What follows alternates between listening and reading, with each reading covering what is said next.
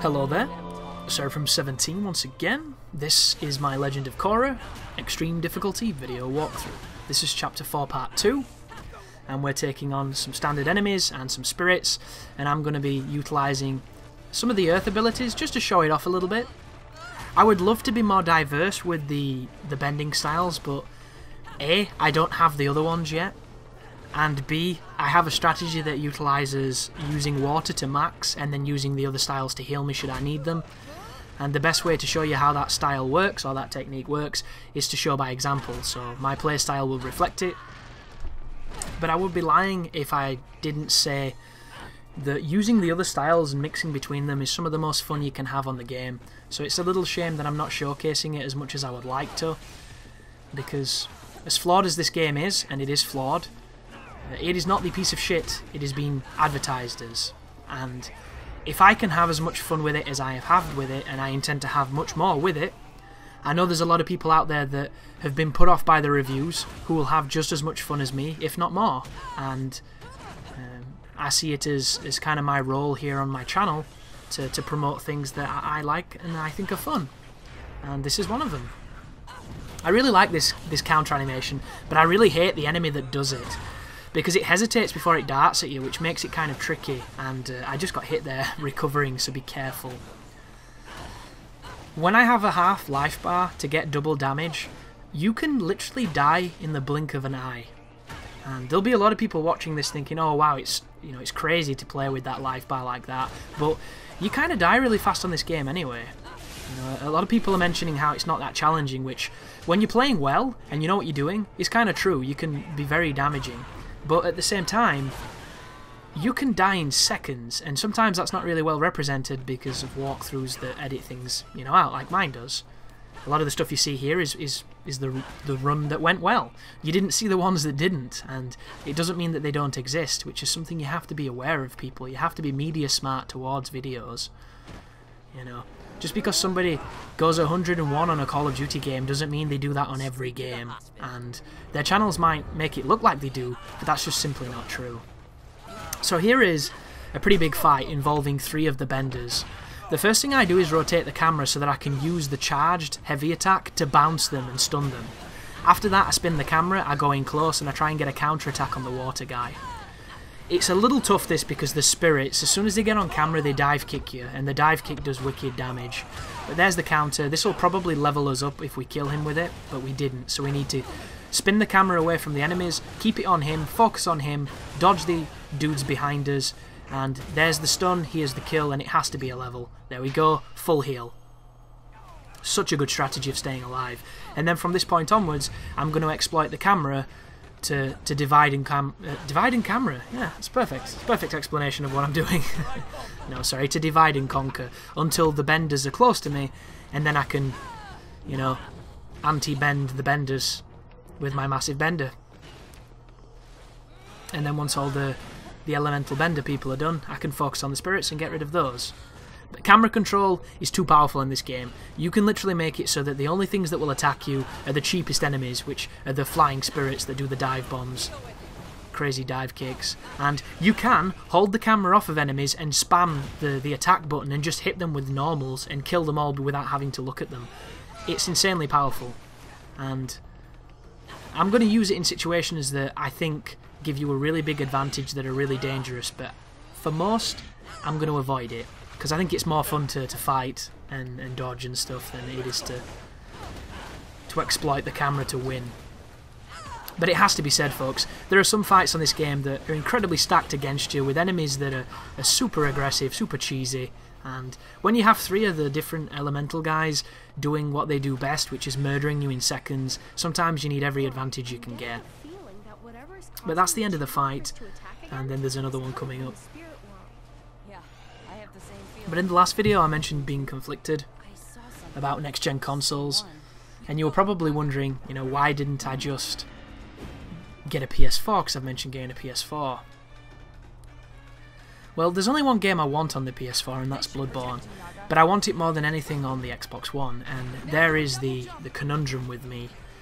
At this moment in time, I do have enough money to buy both, but I'm being frugal in my appraisal of it because I don't think it's worth it. I think buying both for no real reason is kind of silly. Because one's undoubtedly going to get ignored more than the other one, and if you buy them both at the same time, it's going to be even more so, because, you know, you're going to be competing with each other. So, I suppose my response at the moment is to think about it, price check, and just kind of not go through with it. It definitely pains me that I can't do Lords of the Fallen when it comes out and Sunset Overdrive, because I think they're two games that I could make fantastic walkthroughs for. And I think they're the type of games that really reflect my kind of playstyle in them. I think I'd be able to find some super interesting and fun to watch stuff in Sunset Overdrive, and I think I would probably be able to get some strategies and devour the mechanics of Lords of the Fallen, which would help a lot of people get through it. It's just, sometimes we're limited by our own devices, and I think I'll probably be getting Lords of the Fallen on PC and checking it out there. It's just like Shadows of Mordor, when I start recording it I have to lower the quality, and playing PC games to me is all about quality, so lowering it is kind of a redundancy I'd rather, you know, not come across, not encounter, if I can help it. And I know this is all, you know, first world problems and silly things like, you know, you're making playing games sound like such tough work, when in all fairness it's not. It's a lot of fun, and you know, people love to do it. I love to do it as well. It's just, it's one of those, you know, miscellaneous parts of the channel that sometimes gets brought up, and we were in one of those endless runner sections, so why not talk about it? Why not share it and inform the people who are interested? The people that are coming here for Korra tips, can't really give you too many tips when it comes to the endless runner sections. Just get to the next checkpoint and use your reflexes, and then don't die. So in some of the reviews you'll notice that they've mentioned that there's not many assets in the game, there's not many enemies, and the ones that they do have you repeat quite a lot. This is true, of course. This is one of the biggest gripes with the game, if you want to be really critical of it. I think it's easier to forgive because each of the enemies that are represented are fun to fight. The only ones I don't enjoy fighting are the spirits, and that's only the flying ones. All the other ones I'm okay with. Like, I like the giant ones even though the camera's horrific in those fights, and everything else I find quite interesting and fun. But one thing you have to appreciate here, you know, if you sat there shaking your head and disagreeing with everything I say, I like action games. They are my favourite genre of games. I like a game that gives me a series of mechanics and a combat puzzle that I can delve into on a mechanical level and analyse and come away with some interesting things to do that I think are responsive or interesting and intuitive. And as simple as Korra is, and nowhere near as ambitious or as well fleshed out as other Platinum titles, I still think this combat system has a lot to offer. And that is one of the reasons why I'm really liking this game. If you aren't that type of person, then it simply just isn't for you, and you'll probably find a lot of things here that you dislike. I like it, and thus those are the opinions that this channel is going to share. It's all opinion pieces in the end, but I just think a 3 out of 10. I'm going to keep coming back to this because I was so shocked to see it. I'd not played the game when I saw it as well, and just had like a weird catching of air in my throat, then made my voice whistle for some bizarre reason. But when I saw that review, I was stunned.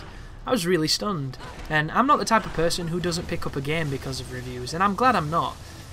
Which is funny because I judge books by covers and I judge bands by names, which is two of the strangest things I do, and I wish I didn't, but I can't help it. So I picked it up and, like I say, I had a blast. He's close to death now. He's gone red, which generally means he's probably going to be more aggressive and maybe do moves that you've not seen too much of, but they throw this enemy at you too much in the game for you to struggle with it on extreme.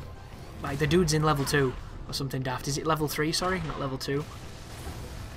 And you have to fight him a few times with no bending abilities, so as soon as you have bending abilities, the dude's a piece of cake.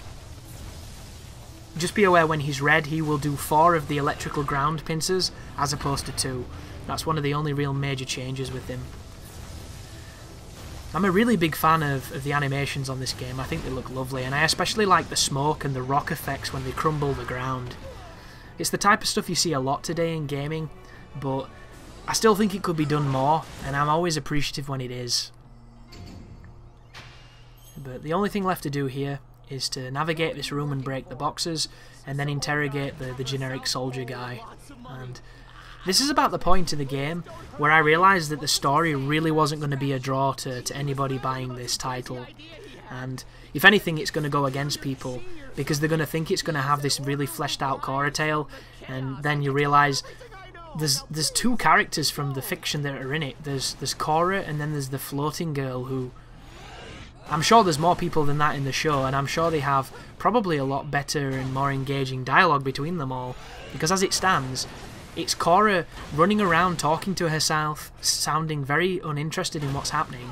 It's Steve Blum trying not to be Steve Blum, but unfortunately being Steve Blum as the bad guy. And then everything else is just, you know, get her, kill her, which is just kind of bizarre. But it is what it is, you know. This game has problems, and you need to be aware of that if you're going to pick it up. But apparently it costs $15 in America, and $15 is what, 8 quid? 9 quid? That is nothing. That is really cheap, and that makes it awesome. In England, it's 15 quid. 15 quid is like 30 fucking dollars. It's a bit of a difference. Because unfortunately, the conversion rate is a killer when it comes to the pound. But that's, of course, an exaggeration. It's closer to being like 23 quid or something if you convert it. But it's still a lot more expensive. And still, I don't feel bad about buying it, because I'm going to have a lot of fun with this game, and I'm definitely going to get my money's worth. But thank you for watching. I hope the guide is helping, and you take care now.